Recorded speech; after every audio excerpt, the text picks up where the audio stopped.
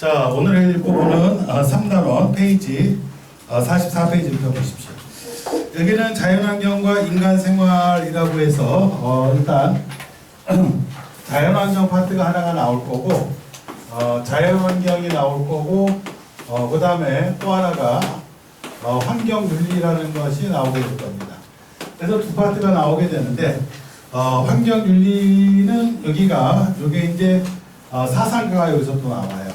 그래서 이제 송합사의 원에서는 마지막으로 나오게 되는 사상가 파트가 나오게 되는데 이 환경윤리 파트가 난이도가 상이야. 난이도가 상일 정도로 환경윤리 파트가 좀 어렵다라고 보면 되는데 환경윤리 파트는 여러분들 교재로 따지면 챕터 2입니다. 챕터 2에서 환경윤리가 나오면서 이제 사상가들이 본격적으로 이제 나오게끔 되어집니다라고 해서 보시면 될 겁니다. 그래서 이제 우리가 이 파트에서는 자연환경, 그 다음에 환경윤리 3단원을 갖다가 살펴보게 될 텐데 일단 44페이지를 보게 되면 44페이지는 일단 자연환경에 관련된 건데 44페이지 핵심은 바로 뭐냐라고 하면 세계의 기후와 그 다음에 지형, 세계의 기후와 지형에 관련된 내용입니다라고 보시면 될 겁니다. 그래서 거기 나온 것처럼 세계의 기후 지역 구분이라고 해서 세계 지도가 나와 있고 그 다음에 이제 그 다음 페이지에 보게 되면 쭉 기후별로 어떤 특징이 있는가를 갖다가 이제 살펴볼 텐데 기후랑 관련 있는 것은 가장 대표적인 것이 그 지도 밑에 나와 있지만요. 기후랑 관련된 것은 가장 중요한 것이 바로 뭡니까? 라고 하면은 위도입니다. 기후랑 가장 중요한 것은 위도가 가장 중요합니다라고 보시면 되고요. 일단 교재하고 교재를 들고 안도 못 가져왔어? 네. 그러면 일단 잠깐 필기를 좀 한번 할까? 필기를 하면서 선생님 이따가 복사해 줄 테니까. 그래서 일단 기후라고 하는 것은 일단 위도랑 관련이 좀 굉장히 관련이 깊다라고 보시면 되고요. 위도랑 관련이 있고 그 다음에 시차라는 게 있어. 시차라고 하는 것은 시차는 뭐랑 관련이 있습니까? 라고 하면 시차는 경도와 관련이 있습니다. 라고 보면 돼요. 그래서 기후는 위도랑 관련이 있고 그 다음에 시차는 경도랑 관련이 있다라고 얘기를 하는데 교과서에는 요 내용은 없어. 교과서에는 시차에 관련된 내용은 없는데 문제는 학교 선생님들이 시험에서 시차 문제를 갖다가 출제를 한다는 거예요. 시차 문제를 출제하기 때문에 교과서에는 없는데 그 옆에 잠깐 필기하면서 시차는 제가 정리해 준 대로 한번 좀 보시면 될 텐데 이걸 교재에다 집어넣을까 말까 고민하다가 교과서에 없는데 일단은 빼놓고 수업 시간에 좀 정리를 합시다라고 해서 시차는 집어넣지 않았는데 시차는 기준이 어디냐라고 하면 기준이 영국이에요. 영국에 여러분 중학교 때도 배웠겠지만 영국의 그린위치 천문대를 기준으로 해서 그린위치 천문대가 경도가 0도다. 경도를 갖다가 0도다라고 해서 기준이 어디냐라고 하면 영국의 그린위치 천문대를 기준으로 해서 시차를 갖다가 살펴봅니다라고 보면 돼. 그리고 요걸 기준으로 해서 단위가 15도입니다.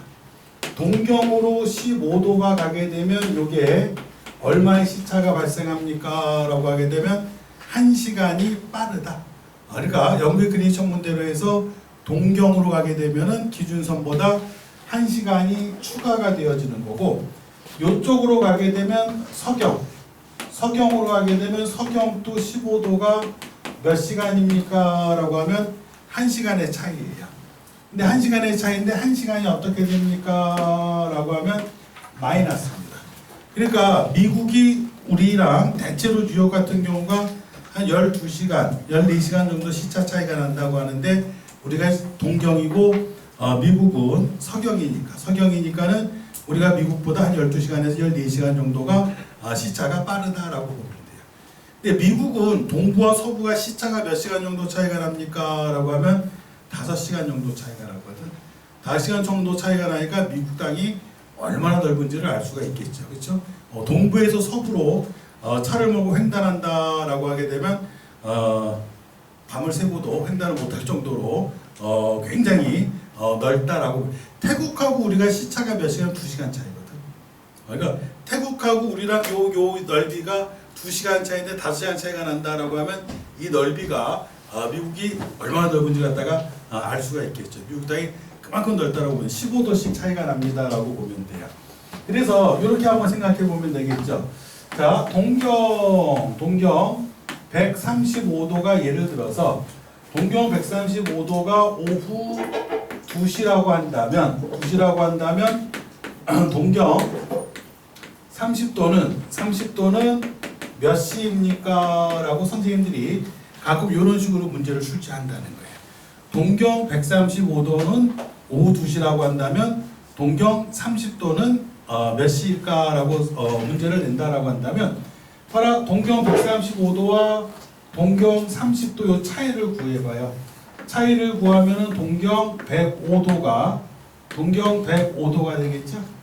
동경 105도가 되는데 15도당 1시간 차이가 난다 그랬죠? 그럼 이걸 15로 나눠줘. 15로 나눠주게 되면은 여기에 몇 시간 차이가 납니까? 라고 하면 7시간 차이가 납니다. 라고 계산해 주면 되겠죠. 간단해요. 자, 그러면은 여기가 오후 2시니까 동쪽으로 갈수록 시간이 빠르니까는 135도가 오후 2시다라고 한다면 동경 30도는 동경 135도보다는 더 서쪽에 있으니까 어떻게 됩니까? 라고 하면 7시간이 늦겠지. 그렇죠? 7시간이 늦게 되니까는 이때는 몇 시입니까? 라고 하면 오전 7시입니다. 라고 하는 것을 이렇게 해서 시차를 계산하는 문제를 10개 학교라고 하면 절반 정도는 출제합니다. 그러니까 여러분들도 출제가 될 수 있다고 보면 되고 15도당 1시간 동쪽으로 갈수록 숫자가 커지게 되면 시간이 빠르고 서쪽으로 가면 서쪽으로 갈수록 시간이 늦어진다. 그렇죠? 예, 그래서 오후 7시, 오전 7시입니다. 라고 보면 돼요. 요거를 난이도를 조금 높여볼게. 난이도를 살짝 높여봅니다. 난이도를 살짝 높여서 본다라고 한다면 예를 들어서 A 지역이 지금 얘기한 대로 동경 135도입니다. A 지역이 동경 135도입니다. 이때가 오후 2시입니다. 이때 비행기를 타고 비행기를 타고 B 지역으로 가려고 합니다. B 지역은 방금 계산한 대로 동경 30도입니다. 30도인데 B 지역으로 가려고 하는데 비행 시간은 5시간이 걸린다고 합니다. 5시간이 걸린다고 하면은 몇 시에 도착을 할까요? 라고 문제가 나오게 되면 이건 난이도가 상이에요. 비행 시간까지 계산을 해서 결국에는 우리가 몇 시에 도착할 것인가 라는 문제가 나오게 되는데 절대로 어렵게 생각하지 마. 어렵게 생각하지 말라는 게 뭘 어렵게 생각하지 말라고 얘기하는 거냐라고 하면 일단 135도와 30도 오후 2시일 때 얘네 시간 정했거든요. 얘네 시간 몇 시로 정했느냐라고 하면 오전 7시입니다. 라고 해서 오전 7시라는 걸 정했어. 그럼 비행기를 몇 시간 타고 간다고? 5시간 타고 가게 되면 5시간이 지나가겠지, 시간이. 그러면 마찬가지로 얘네들도 5시간이 지나가면 얘도 몇 시간이 지나갈까? 5시간이 지나갈 수밖에 없겠죠. 그렇죠? 그럼 여기서 플러스 그냥 뭐만 구하면 되느냐라고 하면 비행 시간만 더해주면 되는 거예요. 자, 여기 오후 2시일 때 오전 7시였단 말이야. 그럼 비행 시간이 몇 시간이냐? 비행 시간이 5시간입니다. 라고 하면 비행 시간만 더해주면 돼요. 그러면은 오전 7시에서 비행 시간 5시간 딱 더해주면은 정오 12시에 도착을 하겠군요. 라고 하는 것이 바로 경도를 가지고 측정하는 시차에 관련된 내용입니다. 라고 보면 돼요. 몇 시간 차이가 나는가 라고 해서 몇 시입니까? 라고 묻는 거는 난이도가 좀 쉬운 문제. 근데 비행기를 타고 갔을 때 몇 시에 도착할 예정입니까? 라고 하게 되면은 시간을 구한 다음에 뭐만 더하라고? 비행 시간만 더하라. 그렇죠? 만약에 비행기로 타고 여행에 갔을 때 이런 문제가 나오게 되면 일단 시차를 가지고 시간을 구한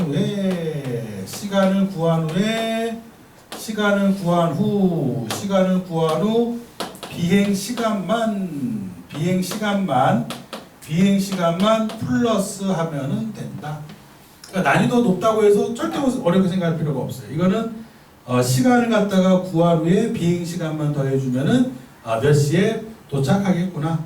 또는 서쪽으로 간다면 그 시간을 빼주면 되겠죠. 만약 미국으로 여행 가겠다라고 하면 미국은 우리보다 서쪽이니까 우리가 늦겠지.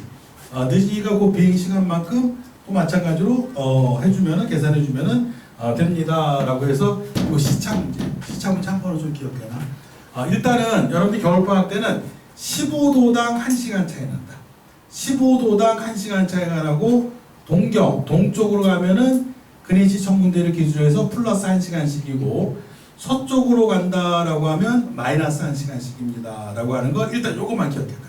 요것만 기억해놔도 학교 선생님들이 만약에 시차 문제를 수업을 하시게 되면 풀어주면 되고 시차 문제를 수업 안 하시는 분들도 계세요. 그러면 시차 문제 수업 안 하시는 분들은 그냥 무시해버려도 상관없고. 오케이? 그래서 일단 기본적으로 15도당 1시간 동쪽이냐 서쪽이냐 요 점만 하나 점검을 해 놓으시면 될 겁니다.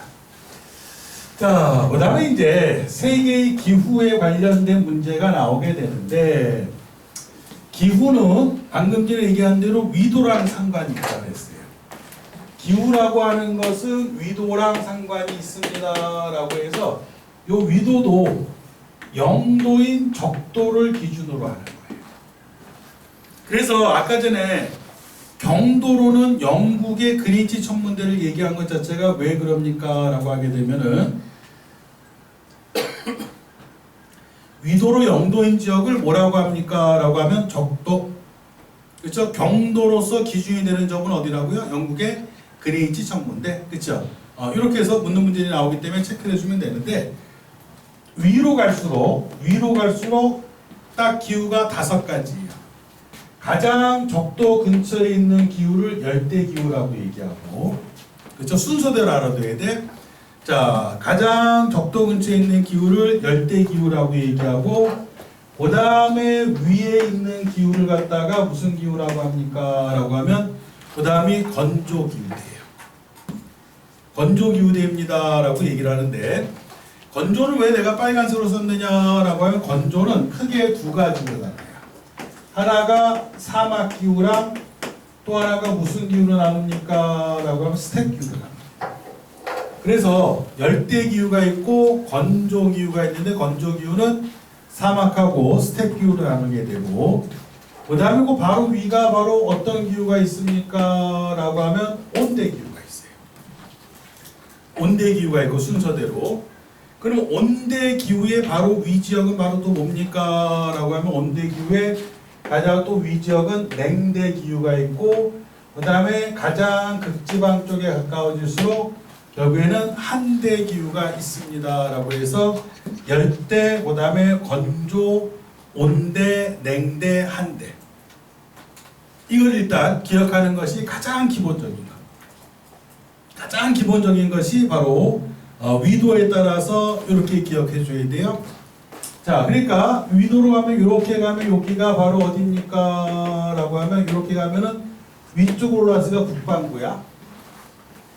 그렇죠? 북반구도 열대, 건조, 그 다음에 온대, 냉대, 한대. 그 남반구로 가도 마찬가지. 이렇게 요쪽으로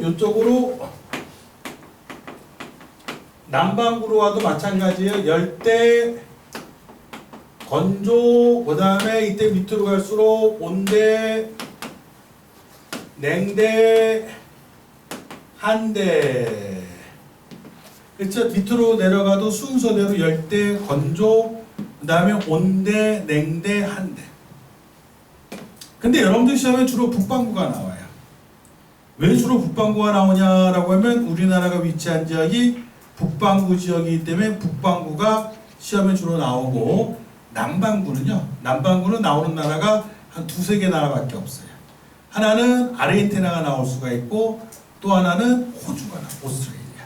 그래서 남반구 국가는 그다지 중요하지 않고 북반구 국가들을 중점적으로 해서 여러분들이 기억을 해주면 돼요. 왜 북반구를 중점적으로 하느냐라고 하면은 세계 인구가 북반구에 거의 대부분 몰려 있고 우리나라도 북반구에 속해 있고 주요 선진국들이 다 북반구 쪽에 속해 있다 보니까 북반구를 중심으로 해서 기후대를 갖다가 살펴보자라고 해서 선생님 출제하는 게 북반구가 나오는데 남반구는 제가 설명할 때 조금 이따 하겠지만 남반구는 한 두세 개 정도 나라만 좀 점검해 주면 됩니다. 그리고 지도상에도 대부분 어디가 나오냐면 다 북반구 나라가 나와요. 그래서 이 자연환경 기후는 자 특징을 살펴보고 특징 플러스 지도에서 지역을 갖다가 찾는 것이 상당히 중요합니다. 그래서 이거는 지도를 볼 줄 모르면 끝나요. 교육청 시험 문제에서도 여러분 3월 달에 되면은 교육청 시험 문제가 시험을 치르거든. 3월, 6월, 9월, 10월 달에 교육청에서 전국 모의고사를 치르거든요. 전국 모의고사 치를 때 보게 되면 지역을 모르면 안 됩니다. 그래서 기후 특성을 알고 기후 특성에 따라 응용해서 내가 여행하고자 하는 지역이 A, B, C, E, D 중에서 어느 지역을 여행할 것인가를 갖다 찾아내시오라고 하는 그런 특징을 갖다가 묻는 문제들이 나오니까 지도를 갖다 보는 방법을 꼭 익혀야 돼요. 그래서 기후 특징을 다 설명한 다음에 그 다음에 여기 한 7문제 정도 예시문항이 있는데 그 예시문항 가지고 지도에서 이것이 어떤 기후구나라는 걸 찾는 연습도 한번 해볼 겁니다. 자, 그래서 일단 제일 중요한 게 특징이야. 특징을 갖다가 한번 살펴보자라고 얘기를 할 텐데, 자, 제일 처음에 나오는 것이 열대기후가 나옵니다. 자, 우리 교재에도 제일 처음에 나오는 것이 열대기후라고 나오는데, 자, 열대기후다 보니까는요, 적도 부근이거든. 그치? 이거 다 알 수 있죠? 중학교 때 배웠으니까 너무 더워. 너무 더우니까 열대기후에서 최난월은 의미가 없어요.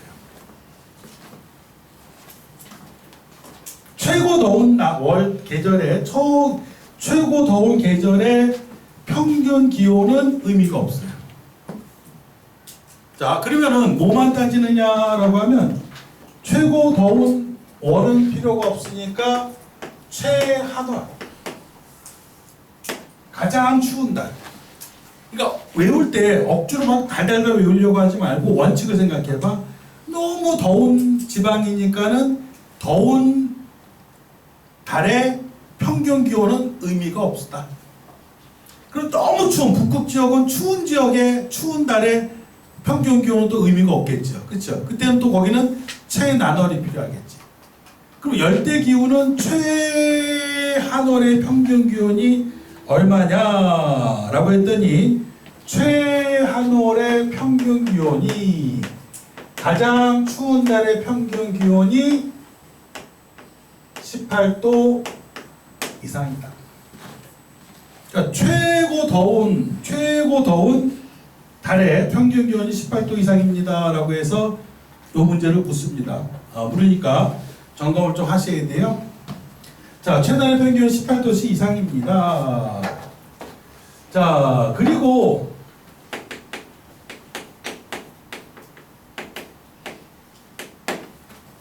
연중 고온이 이렇게 더워요.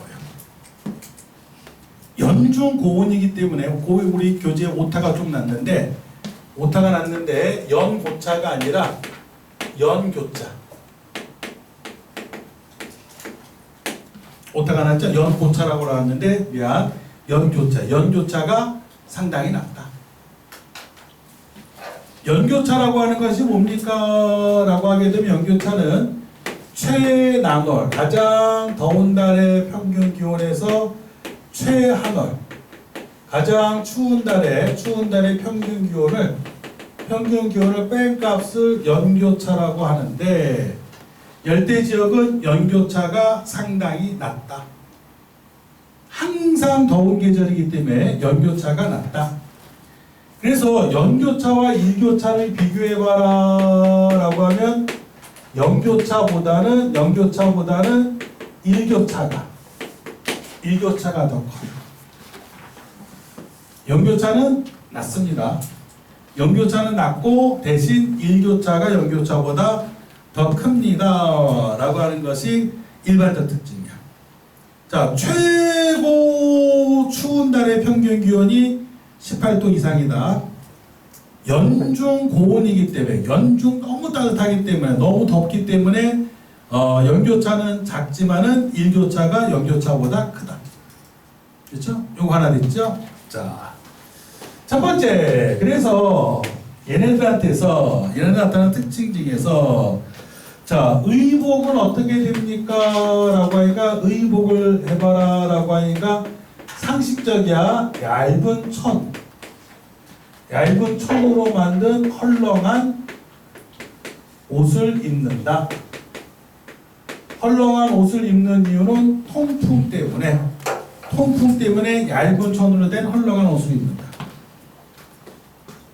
자, 여기서 조심해 줘야 된다.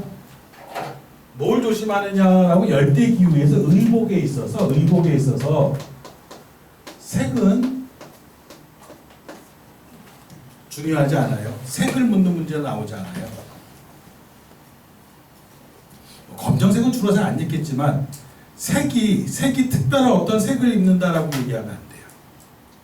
왜 특별하게 쌤이 요 얘기를 하느냐라고 하면 선생님들이 시험에 출제할 때 얇은 천으로 만든 흰옷 이렇게 출제를 하거든요. 그래서 흰옷에 포커스를 둬서 출제를 하는데 흰옷에 포커스를 두는데 절대로 흰옷이란 말이 나오게 되면 열대랑 연결시키면 안 돼요. 열대랑 흰옷이랑 연결시키면 안 돼요. 흰옷은 조금 이따 하겠지만 사막기후에서요. 사막에서 주로 흰옷을 입죠. 열대기후 지역에서는 그냥 얇은 천으로 된 통풍이 잘 되는 헐렁한 옷을 입지 색깔에다 포커스를 절대 맞추면 안 됩니다. 선생님들 요거 가지고 아주 잘 내요. 얇은 천으로 만든 흰옷을 갖다 즐겨 입는다. 안 됩니다. 그리고 흰옷으로 온몸을 감싼다. 얇은 천은 온몸을 감싼다. 안 돼요. 왜 온몸을 감싸면 안 됩니까? 라고 하게 되면은 얇은 천으로 만들고 통풍이 잘 되는 옷을 입어라 라고 하면 여기가 습기가 높거든. 습기가 높으니까 온몸을 천으로 감싸봐라. 온몸을 천으로 감싸면 어떻게 될까? 습도가 높으니까 옷이 쩍쩍 달라붙으면서 오히려 피부에 안 좋은 피부병을 유발할 수가 있기 때문에 웬만하면 짧은 옷. 그리고 가끔 텔레비전 보면은 이제 나오는데 웬만하면 안 입어요. 그래서 선교사들이 여기 선교하는 들한테 미개한 새끼들아 옷을 입어야지 라고 해서 옷을 입혔더니 오히려 피부 습진이 나고 피부병이 유행하게 되더라 라고 하는 것이 왜 그러냐면 습기 때문이에요. 습기. 베트남 지역도 습기가 상당히 높거든요. 근데 여러분들이 나중에 군대 가면 우리 남학생은 알겠지만 군대는요 군복이 짧은 군복은 없어요. 여름에도 다 긴 군복을 입고 팔을 갖다 이렇게 접어서 입지 짧은 군복은 반팔 군복은 없어. 뭐 체력 단련할 때는 반팔 입죠. 반팔 군복은 입고 하는 것이 없거든. 옛날에 베트남전에 참전했을 때 우리나라가 달러가 없으니까 베트남전에 참전하는 대신에 미국에서 달러를 줄 테니까 한번 베트남전에 참전해서 군대를 파병해달라고 해서 군대를 파병한 거야. 자, 그런데 군복을 입고 숲속을 헤치고 다니면서 전투를 수행하는 과정 중에 숲이 너무 우거져 있다 보니까는 작전을 수행하기 어려우니까 미군들이 헬기로 고엽제를 뿌린 거예요. 고엽제가 뭐냐라면 제초제입니다. 풀 못 자라게 하는 풀 죽게 제초제거든. 근데 우리 군인들은 그것도 모르고 숲속을 들어가서 탐색을 하다가 수색을 하다가 고엽제가 위에서 뿌려지니까 군복 긴 옷에다가 땀에다 이게 척축해져서 젖겠지. 그러면은 이 습기가 있으니까 이 긴 옷에 습도까지 땀까지 같으니까 옷에 딱 달라붙는단 말이야. 근데 이미 옷에는 뭐가 뿌려졌어요? 고엽제가 뿌려졌겠지. 위에서 헬기를 살포했으니까. 그러면 이게 옷에 딱 달라붙어서 결국 이 고엽제가 어떻게 되는 거야? 피부 속으로 흡수가 된 거야. 당시 베트남전 수행할 때는 고엽제의 피해를 몰랐다가 나중에 베트남전이 끝나고 그 다음에 한국에 돌아와서 굉장히 현장이 고엽제로 고생하고 고엽제로 인한 피해자가 속출했던 것이 바로 습도가 높은 지역에서 기노수 있게 되니까 그게 딱 달라붙어 가지고 결국에는 피부병을 유발하고 큰 문제가 발생했던 거예요. 그러니까 절대로 여기는 온몸을 감싸는 옷이라고 얘기하면 안 돼. 될 수 있으면 어떤 옷이 된다고? 짧은 옷이어야 돼. 짧은 옷이고, 그쵸? 피부를 감싸면 안 되는 겁니다. 근데 의외로 선생님들이 날씨가 더우니까 온몸을 감싸는 흰색의 헐렁한 옷을 입습니다 라고 출제를 하는데 절대로 속으면 안 된다. 자, 짧은 옷이야, 짧은 옷. 색깔 중요하지 않아. 색깔 중요하지 않고 얇은 천으로 만든 통풍이 잘 되는 헐렁한 옷을 입는 것이 바로 열대기후의 의복입니다 라고 보시면 돼요. 자, 두 번째가 가옥 구조입니다. 한마디로 얘기할게. 가옥은 고산가옥이에요. 밑에도 그림 나왔죠? 가옥은 무조건 고산가옥입니다. 단답형은 아주 출제가 잘 돼요. 자, 고산가옥은 어떻게 되는 거냐면 나무를 박아요. 나무를 박고 요 위에다가 이렇게 집을 짓는 형태의 고산가옥. 왜 이런 고산가옥을 짓습니까? 라고 하게 되면 비가 많이 오거든요.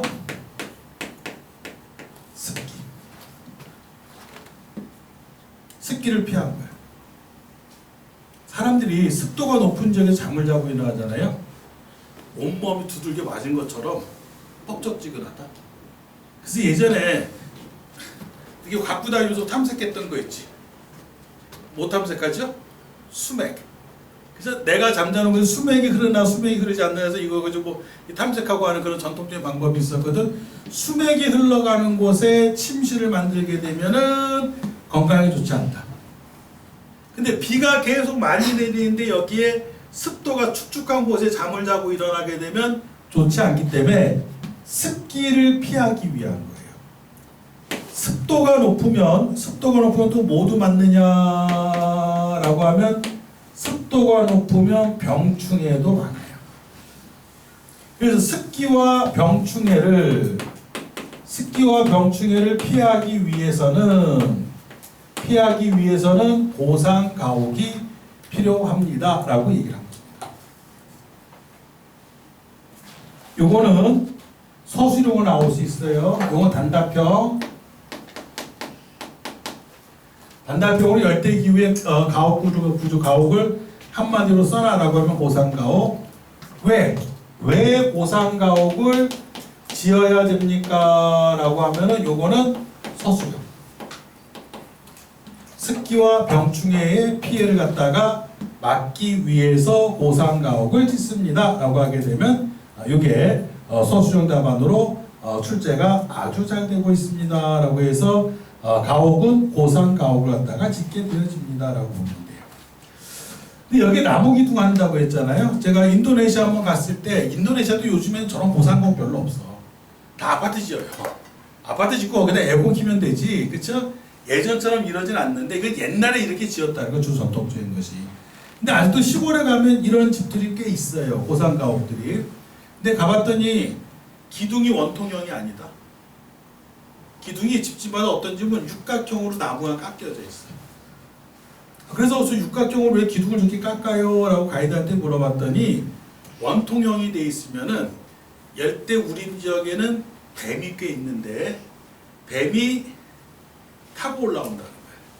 원통형 타고 올라가기 쉬운데 육각형은 뱀이 타고 올라오기를 꺼려한대요. 각이 져 있으니까 아마 이제 타고 올라오기가 꺼리기 때문에 뱀 같은 피해를 막기 위해서도 원통형보다는 육각형으로 집을 짓습니다 라고 얘기를 하더라고요. 근데 모든 집이 다 육각형이면 상관이 없는데 일부만 그렇기 때문에 그러한 문제는 출제가 되지 않지만은 일단 이렇게 고산가옥이 나와진다. 자, 그리고 지붕을 제가 일부러 이렇게 그렸어요. 자, 보세요.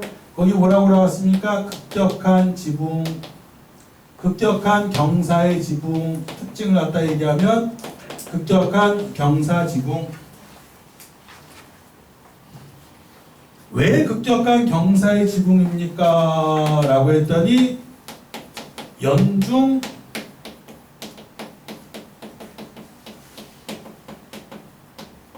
강수량이 많다.